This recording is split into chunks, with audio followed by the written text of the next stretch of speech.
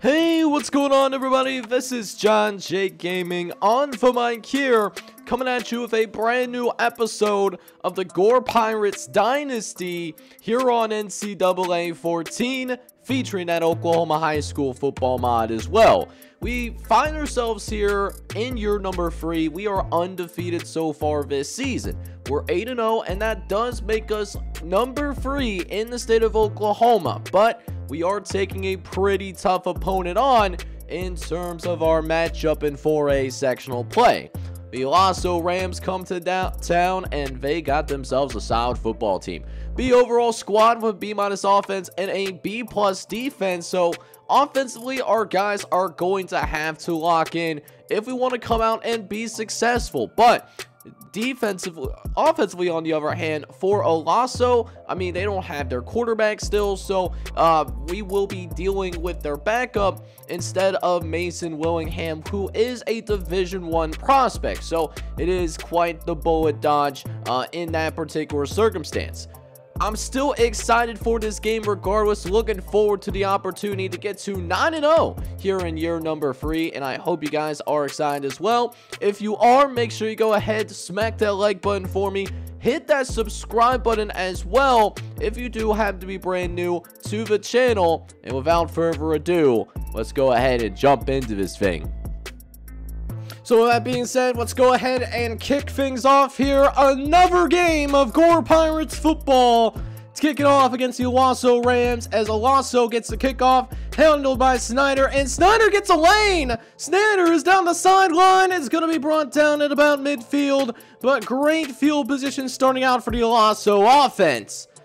So our defense has a tall task of holding it down for your Gore Pirates. We'll see if they can do just that, as Mason Willingham is not playing. He is hurt. So this is their backup quarterback, who we do not have him listed in the Gore media guide. So he is identified as quarterback number 17. We'll see if he can make a name for himself here today. Or maybe the Lasso faithful could possibly share with us what that name could be. But Jared Moses, we know who that is. He's going to pick up a gain of 18 there, as now it's going to be a 1st and 10 for Lasso. They'll drop back the pass once again. He checks it down to Castillo. Castillo able to get down the sideline, and Corey Castillo will pick up yet another 1st down for the Lasso Rams. So 1st and 10 coming up for Lasso as they'll run it up the gut once again. This time it's Jalen Thomas. Jalen Thomas able to pick up a gain of 6 on the run, as that will make it 3rd down. We're going to get some kind of goal line stand, though, as they're going to run a quarterback draw. We were not expecting that, and we got cooked. Touchdown, Lasso, and we will be down 7-0 here in this first quarter of action.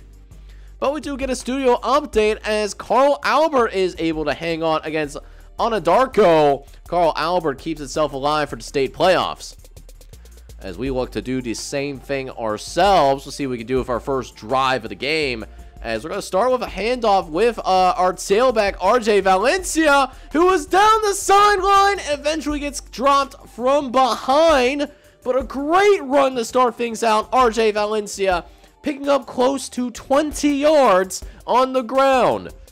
We'll see if we can maybe get them to come up a little bit there, as we'll go play action. Valencia trying to throw over to the right-hand side, was looking for Chris Gentry. Could not locate him, though. Couldn't throw an accurate ball. So we'll just go back to our option offense, as Mark Sasser will get his very first carry of the game. Mark Sasser will pick up a gain of 7.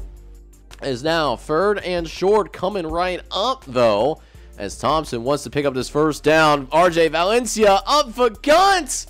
Runs into a gang of Lasso defenders, but moves those legs enough to pick up the 1st down. 1st and 10 coming up for the Gore Pirates, as Thompson will throw over the middle. Looks for Beef Wellington, and Beef Wellington will pick up the 1st down for sure. As now another 1st and 10 coming up. They're going with a little toss play. RJ Valencia out in open space and nearly picks up the 1st down there as well. A methodical drive for the Gore Pirates is going pretty well. Let's see if they can keep it rolling, though, as Maybe we can get Chris Gentry the ball as Thompson rolls out to the right. We got Chris Gentry who drops it. Chris Gentry drops the pass. He could have had a potential touchdown on his hands. Instead, it's going to be 3rd and inches. Just need 1 inch to pick up the first down. Can they do it? No. Tahoma Thompson is going to be dropped short of the marker. That was Tyler Rich who was able to get into the backfield on that particular play. And you know what? It's only 1 yard. Our kicker's going to stay on the sideline. We're going to risk it for the biscuit. 4th and 1. Going to run it with RJ Valencia. And he does get more than enough to pick up that first down. As now we got another opportunity to score. And Joe Mitchell capitalizes on it. Touchdown, Gore. And the Pirates are going to even things up with the Owasso Rams. 7-7 will be your score. Joe Mitchell gets us on the board. So that does bring us to yet another studio update. And something to keep an eye on. DeSoto is giving Bixby everything they can handle. The number 2 team in the state of Oklahoma. Not playing like it right now. Certainly not playing like it at all. But we will be kicking this ball off yet again to the Owasso Rams. And once again, Snyder is going to handle the kickoff. He went across midfield the first time. This one has more danger. Can anyone catch this man? Yes, he does, but not until he gets inside the 15-yard line, though. Another great return for the Owasso Rams as they'll shut up shop now. We'll see what this Gore defense can do. See if they can hold him to a field goal. As 17 is going to dump it off to the fullback. Another name that we were not provided in the media guide, but good-looking ball player nonetheless. He picks up a gain of 9. So a 2nd and short coming up. I imagine they'll try to run it down our throats. And no, they'll run to the outside. Jalen Thomas is able to bounce it out to the outside. And that will be yet another quick touchdown for the Owasso Rams, who now make it 14-7. Unfortunately for us, the next go-around, we do end up going 3 and out on our next possession. So, could be a spot to where Owasso can extend this lead a little bit. Could be I know it's early in the game, but this could be considered a key drive here in the ball game if we are not careful. Jalen Thomas is certainly taking it seriously, but Quadir Johnson, one of our keystone linebackers, he does end up getting hurt. Hopefully it's not too serious of an injury, as Jared Moses is going to make another catch. Tight coverage provided by Porter Lindstrid, but it's not enough. So Owasso will indeed carry a 14-7 lead. That lead will be carried into the 2nd quarter of action. So we got the 2nd quarter now officially underway as Owasso is looking to get back to work. Thomas is going to get the carry and breaks through a couple of tackles. He manages to pick up a gain of 7 before Chase Henry does eventually end up bringing him down. So now 2nd and 3 coming up. This time it's a play action, but down goes the quarterback as Thomas Holsky is able to bring him down in the backfield, as Holsky will be brought down, and that will make it 3rd and 9.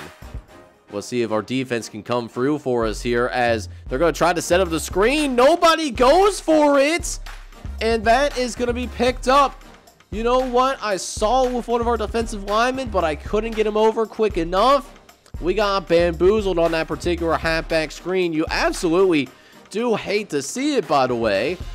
And so, they're going to try it again. They're going to run a halfback screen a 2nd time.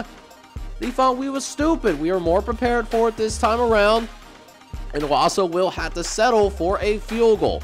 Not an easy field goal for your average high school kicker. This is about 43 yards, but just barely squeaks it through, though. Gotta love it when credit is due. Owasso does take a 10-point lead. So that takes us to within 3 minutes left here in the first half, as we try to get a spark again with our offense. Delano Tulsa is going to get the carry on the jet sweep, and Delano Tulsa is going to pick up the first down. 3rd and short now coming up, though. We'll see if we can pick up this important 3rd down conversion, as they're going to hand it off to Mark Sasser. Mark Sasser is able to bounce it back into the inside. And that will be enough to move the chains. a first down for the Gore Pirates. Less than 1:30 left to play in the first half, though, as Thompson's trying to scan the field, but nearly gets intercepted by KJ Jordan. Just thankful that we get another chance to actually get some points from this drive, because, man, that was a little bit on the spicy side, as Thompson will drop back, looks to throw a dot to Delano Tulsa, who nearly finds the end zone. Gonna be just a few yards shy, however. Delano Tulsa will get his first catch of the day. So that sets up 1st and goal inside the 5-yard line, trying to set up the read option, and RJ Valencia forces his way into the end zone. Touchdown Pirates. Was nearly blown up in the backfield, but good on RJ Valencia to remain on his feet. And so that does mean that we did cut this thing down to a 3-point game. However, one thing that I think our special teams needs to realize, please stop kicking it to this man, Charles Snyder. Don't let this man touch the ball on kickoffs, because he has been killing us today. He has absolutely been killing us today. Now, looking at a 1st and 10 coming right up. 17, dropping back. He's going to throw it short to Moses. Nobody on him, though, and now it turns into a foot race. Can anyone catch him downfield? Yes, but just barely, though. Jared Moses gets the Owasso Rams in the red zone. They're looking to score yet again as 17 moves to the left, tries to throw across the body, and Isaac Smith's going to have an interception. Nearly takes it back to the crib. I think if he was able to get that away from that shoestring tackle, I mean, he would have been off to the races. That would have been a touchdown for your Gore Pirates. But instead, we will be starting this drive just around the 25-yard line. Do have a golden opportunity to tie this game up, however, as Thompson looks over to the right-hand side, and Chris Gentry is able to get into the score sheet for the very first time today. A 28-yard catch. If he was able to stay in bounds, if only he was able to stay in bounds, could have been an even bigger gain. But 1st and 10 coming up as we throw over the middle to Delano Tulsa, who gets lit up like a Christmas tree and forgets to hang on to this football, man. Like, bro, hold on to my football, man. That is all I'm asking for you to do. But look like instead we are looking at a chance for Owasso to score with 30 seconds left in the half. 17 is going to drop back the pass, looks over to the right-hand side, and Moses will pick up the first down, trying to split the Red Sea there. As now, 1st and 10 coming up once more. 17 dropping back, looks deep downfield. He's got a guy, and Spence makes a big-time catch. First down for the Owasso Rams, as Kelvin Spence gets on the score sheet for the first time himself, and it will eventually lead into a Jalen Thomas touchdown. Nonetheless, Owasso is going to score, and Owasso will take a 24-14 lead, which will end up being your halftime score as well. The Gore Pirates facing their biggest deficit of the entire season. So with that being said, we are going to jump right into that second half of action. Let's go ahead and dive right into it. Thompson's going to drop back the pass here, and it's going to throw it out to Delano Tulsa. Decent little gain, but still will be facing 3rd and long. Nonetheless, cannot be starting out the second half with a 3 and out. Simply cannot afford it. 3rd and 8. Thompson's dropping back. Looks over to right-hand side. He's got Joe Mitchell, who's able to make a quick cut and gets the first down for us. You love to see it. And now we have a brand new set of downs to work through. And Tahoma Thompson, you don't want this guy to have the ball in his hands, because he's a dangerous man. Requires so much attention from that defense. Able to create some extra yards for Mark Sasser as a result of that. So a premium play action down, and that's exactly what we're going to do. Finding Joe Mitchell yet again. He has been working it here on this particular drive. Been, putting together a pretty good second half drive.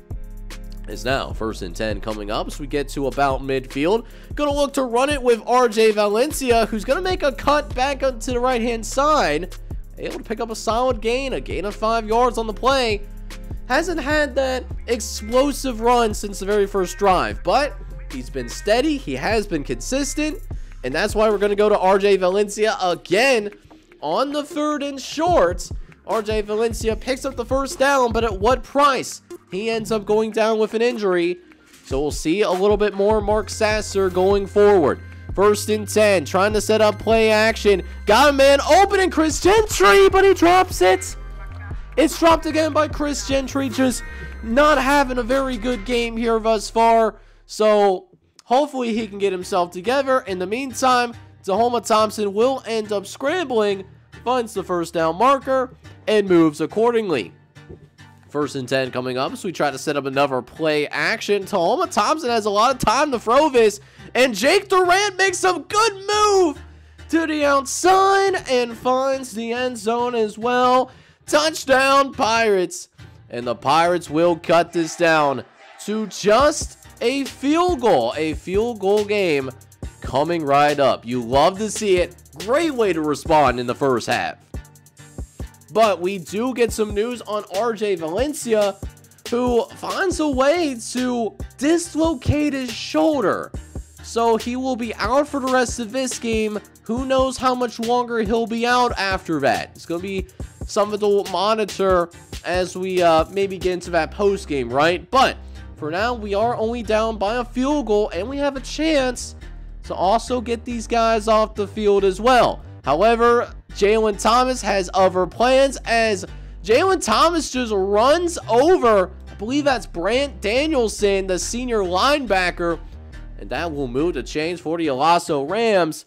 However, we do believe in second chances, so we do get another 3rd down conversion attempt, as 17 tried to create some bull crap.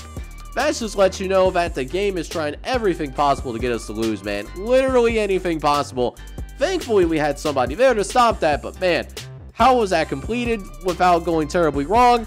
I have no idea. But we are down by 3. We have a chance to take the lead before we could get into this 4th quarter and before Olaso touches the ball yet again. Let's see what we can do on this drive. 2nd and short as Thompson throws quickly to Chris Gentry. He does haul that one in. Hopefully that creates a little bit more confidence for him.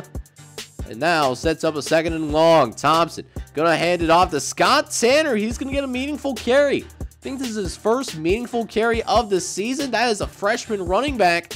You'll see more of him in season number 4. But we do have a 3rd and 7 nonetheless, though. Thompson, we're going to drop back the pass, looks around, goes to the right-hand side, and that will be caught for another first down. Another catch for Jody Gentry, as that will turn out to be the last play of the 3rd quarter, as Olaso still is up, but we have narrowed the gap, however. We're only down by a field goal. Undefeated season on the line. So, undefeated season on the line. Let's see if we can protect it here in the 4th quarter. Thompson's going to start the 4th quarter out by finding Joe Mitchell yet again, who is able to go ahead and pick up a gain of 7. But will be a 3rd and short, however. Thompson is going to hand it off to Mark Sasser. He's been the feature back for this Gore Pirates squad since the injury to RJ Valencia, and making the most of his opportunity. Mark Sasser might be your starter next season. I believe he is only a junior, though. So, just certainly something to keep in mind. 2nd and 5 coming up, though, as Thompson gets lined up under center yet again. Thompson looking to throw to the right-hand side. Should have been just a little bit more patient. Gentry was coming open, but he looked at Joe Mitchell just a little bit too hard. So, 3rd and 5 coming up here. They want this first down bad. Thompson looking over to the right-hand side. Wanted Joe Mitchell and just waited too long. 11 able to get in front of it, and the rest is going to be history. Touchdown, Olaso, and Henry Blackburn all by himself is going to make this a 10-point game.